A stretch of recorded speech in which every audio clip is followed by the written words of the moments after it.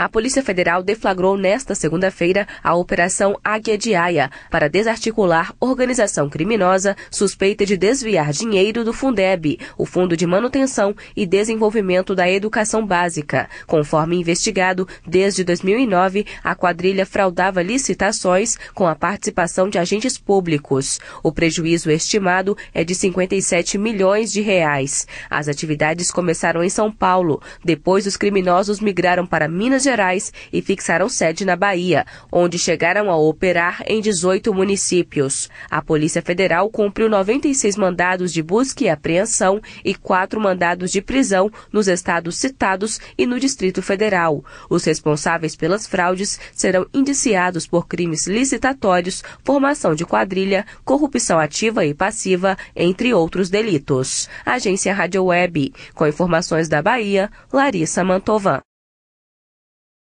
Nesses 25 anos do Estatuto da Criança e do Adolescente completados nesta segunda-feira, dia 13 de julho, o Brasil avançou no que se refere aos direitos das crianças e retrocedeu quanto aos direitos de adolescentes. A avaliação é do Fundo das Nações Unidas para a Infância, UNICEF, divulgada nesta segunda-feira em Brasília. Segundo a organização, enquanto a mortalidade infantil reduziu 64,8% de 1990 para cá, o número de adolescentes assassinados mais que dobrou. Passou de 5.000 para 10.500, ficando em segundo lugar no ranking mundial, perdendo apenas para a Nigéria. O coordenador do Programa Cidadania do Adolescente do UNICEF no Brasil, Mário Volpe, destaca o que é preciso ser feito para o país mudar essa situação. Tem que olhar para os adolescentes, especialmente para os adolescentes negros, que são as maiores vítimas do homicídio no Brasil. Tem que olhar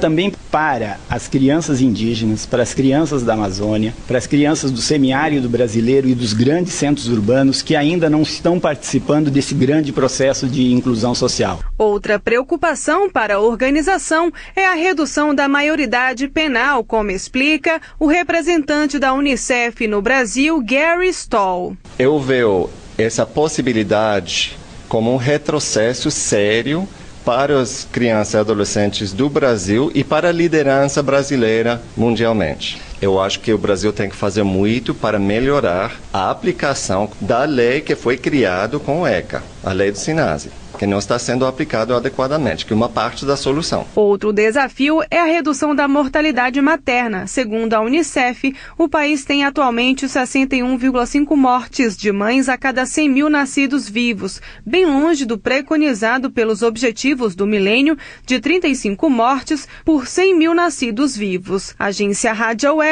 de Brasília, Sueli Frota. O governo federal ampliou de 30% para 35% o limite para o crédito consignado, aquele descontado na folha de pagamento de trabalhadores, servidores públicos, aposentados ou pensionistas do INSS. A medida provisória que prevê essa expansão foi publicada no Diário Oficial da União desta segunda-feira. Segundo o texto, esses 5% a mais só devem ser utilizados para pagamento de dívidas do cartão de crédito. O economista da Universidade de Brasília, Roberto Piscitelli, alerta que é melhor os brasileiros não contarem com esse crédito adicional.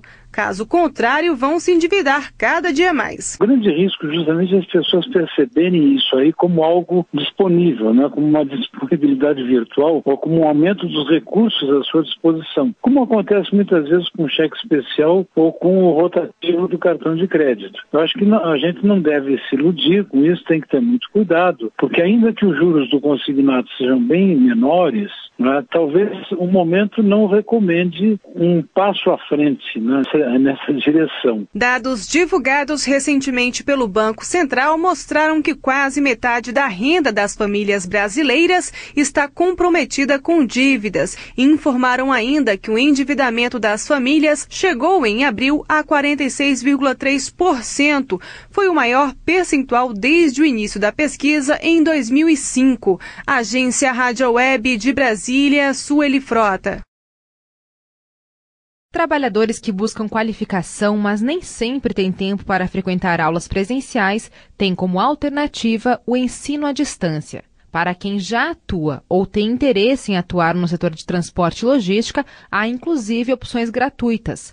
No site ead.sescsenat.org.br estão disponíveis 2 formações, Noções de Meio Ambiente e DST-AIDS da Prevenção ao Tratamento. Cada curso tem duração de 12 horas, com material de estudo disponível para impressão. A coordenadora de desenvolvimento profissional da instituição, Catiane Batista, explica que, por ser online, os trabalhadores podem adequar a realização do curso à rotina de trabalho. E tudo é feito pela internet. Os cursos possibilitam aos alunos o estudo autônomo, construído a partir de sua disponibilidade de tempo e de sua jornada de trabalho. Os alunos podem estudar sem comprometer o seu trabalho e têm a chance de seguir crescendo na carreira e no setor. Após fazer a inscrição, o início do curso é imediato e o profissional recebe um certificado de conclusão de curso de formação inicial e continuada ao cumprir todas as etapas. Conforme Catiane Batista, novas opções de formação estão em desenvolvimento para serem disponibilizadas na forma de ensino à distância. As inscrições podem ser feitas pelo site ead.sescsenat.org.br. Agência Rádio Web, de Brasília, Natália Pianegonda. 12 milhões de brasileiros têm diabetes, segundo o Ministério da Saúde. O problema é provocado por uma disfunção no organismo que, pela falta de insulina, não consegue absorver o açúcar responsável por produzir energia para o corpo. Até hoje, ele é temido por muitas pessoas, principalmente por exigir uma total mudança de hábitos para ser tratado de forma eficiente.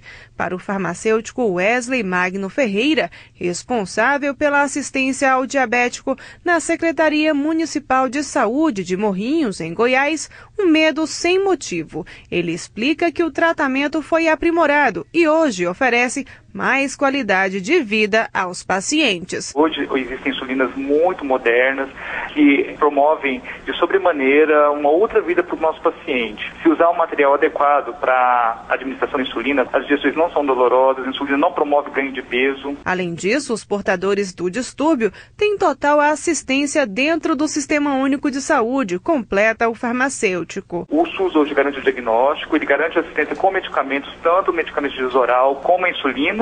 Hoje nós temos o programa que tem farmácia popular, temos as farmácias básicas que as prefeituras mantêm para o controle e cuidado do diabetes. Ele lembra que hábitos como fazer atividades físicas e se alimentar de forma saudável, vistos como vilões por muitos diabéticos, não atrapalham os pacientes, pelo contrário, só melhoram a qualidade de vida deles, ao ajudar no tratamento, além de evitar o aparecimento de novas doenças. Saúde, um serviço do Conselho Federal de Farmácia. Agência Rádio Web de Brasília, Sueli Frota. Gotas de Sabedoria, com Paulo Rodrigues Simões. Mensagens positivas para o seu dia. Caros ouvintes, hoje falaremos sobre o barqueiro.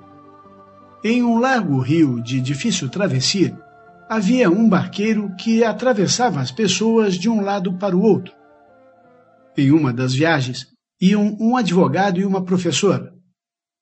Como quem gosta de falar muito, o advogado perguntou ao barqueiro: "Companheiro, você entende de leis?" "Não", respondeu o barqueiro. E o advogado, compadecido, disse: "É uma pena, você perdeu metade da sua vida." A professora, muito social, entra na conversa: "Seu barqueiro, você sabe ler e escrever?" "Também não", respondeu o barqueiro. "Que pena", condói-se a mestra, "você perdeu metade da sua vida." Nisso, mais que repentinamente, uma onda bastante forte vem e vira o barco. O barqueiro, preocupado, pergunta: "Vocês sabem nadar?" "Não", responderam eles rapidamente. "Então é uma pena", conclui o barqueiro. "Vocês perderam toda a sua vida." Não há saber maior ou saber menor. Há saberes que são diferentes. Pense nisso e valorize todas as pessoas com as quais você tenha contato. Cada uma delas tem algo diferente para ensinar. Não se engane, você não é a pessoa mais esperta do universo. Gotas de Sabedoria, com Paulo Rodrigues Simões. Produção, Agência Rádio Web. A importação de remédio por pessoa física passa a ser isenta de impostos a partir desta segunda-feira. A nova regra foi publicada pela Receita Federal no Diário Oficial da União.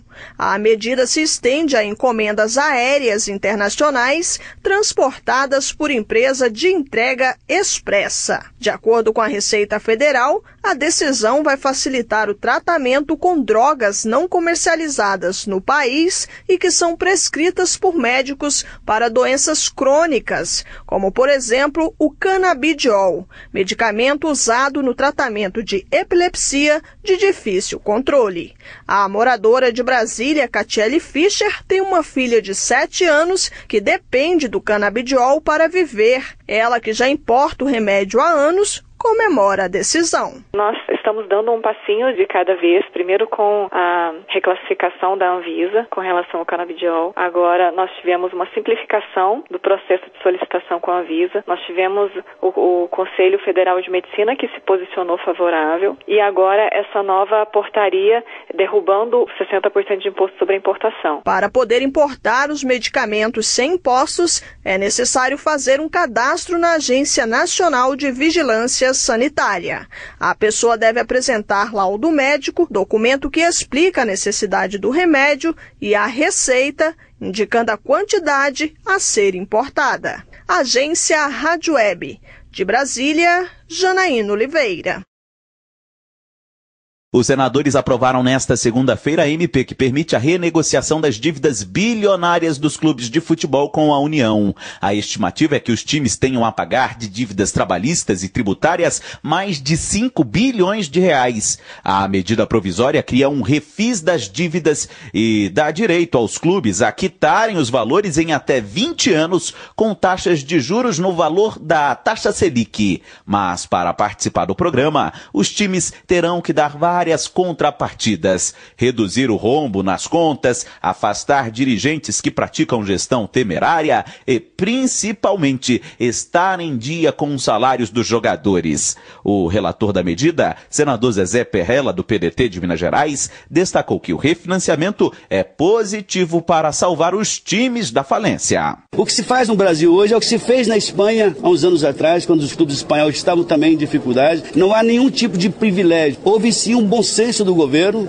de entender que salvando o futebol brasileiro está salvando, obviamente, a alegria do povo brasileiro. O presidente do Flamengo, Eduardo Bandeira, ponderou que a MP ajudará a racionalizar os salários dos jogadores, que hoje, segundo ele, são milionários e agravam a crise dos times. Que os clubes terão que competir em condições de igualdade, ou seja, nenhum clube vai poder deixar de pagar imposto, deixar de pagar salários para poder contratar e colocar um time dentro de campo melhor do que os outros que agem de maneira responsável. A votação da MP em plena segunda-feira tem um motivo. A partir da próxima semana, os senadores entram em recesso. Antes disso, eles querem votar algumas matérias positivas, porém, precisavam desobstruir a pauta de votação. Agência Rádio Web, de Brasília, Yuri Hudson.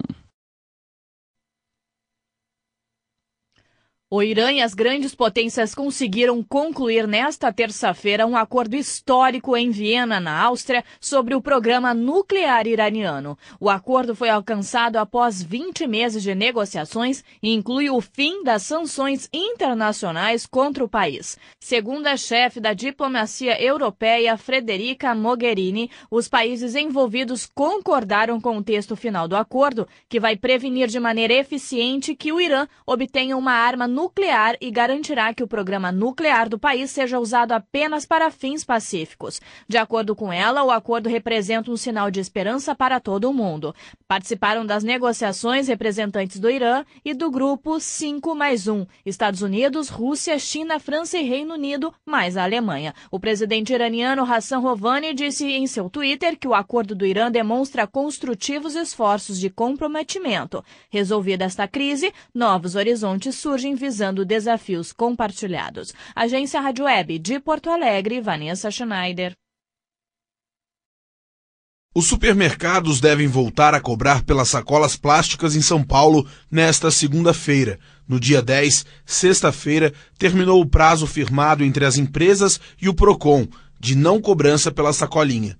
A discussão sobre o valor e se a taxa realmente deveria ser cobrada começou quando a prefeitura criou o padrão para as embalagens, biodegradáveis, cinza ou verde. Os empresários alegam que a medida acarreta custo e por isso o item deve ser cobrado. A administração municipal chegou a conseguir uma liminar que impedia a cobrança, mas o documento foi revogado. O juiz que analisou o caso disse que o valor pago pelas sacolas não é abusivo contra o consumidor.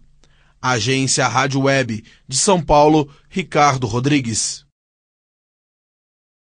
Pesquisa divulgada nesta segunda-feira pelo Ministério da Ciência, Tecnologia e Inovação revelou o interesse dos brasileiros pela área. Segundo o estudo, 61% dos cerca de 2.000 entrevistados consideram a área de ciência e tecnologia importante. O trabalho, que está na 4ª edição, foi realizado pelo Centro de Gestão e Estudos Estratégicos, o CGEE.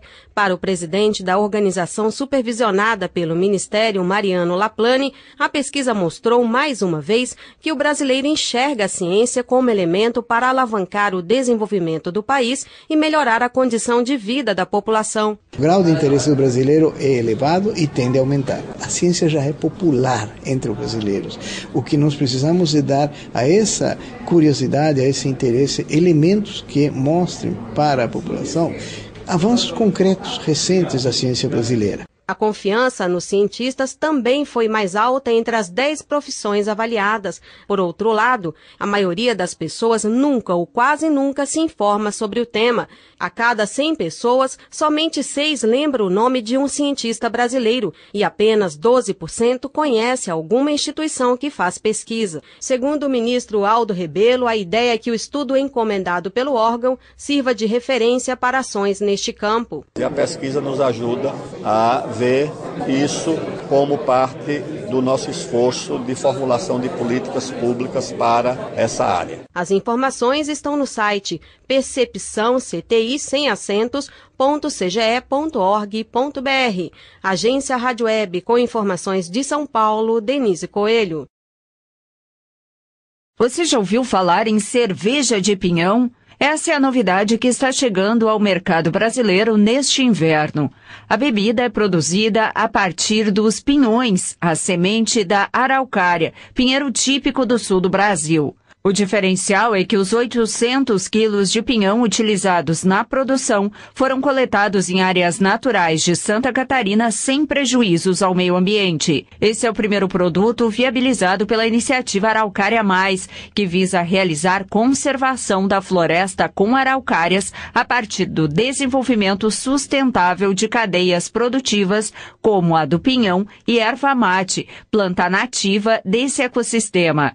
Anke Manuela Salzman, analista de estratégias de conservação da Fundação Grupo Boticário, explica que entre as medidas adotadas pelos produtores está o compromisso de não extrair as pinhas verdes, para não prejudicar a disponibilidade desse alimento para aves e roedores. Entre as ações que podem ser adotadas pelo produtor que está integrado ao Araucária Mais, estão, por exemplo, a retirada do gado da área que está vinculada a essa iniciativa, a proteção de remanescentes naturais, o não uso de agrotóxicos, entre outras ações.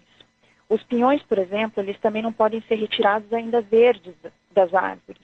E parte deles deve permanecer no ambiente para que a própria fauna possa se alimentar deles e para auxiliar também a própria regeneração da floresta. Para 2015, foram envasadas 45 mil garrafas, que devem abastecer principalmente mercados de São Paulo, Rio de Janeiro, Paraná, Santa Catarina e Rio Grande do Sul.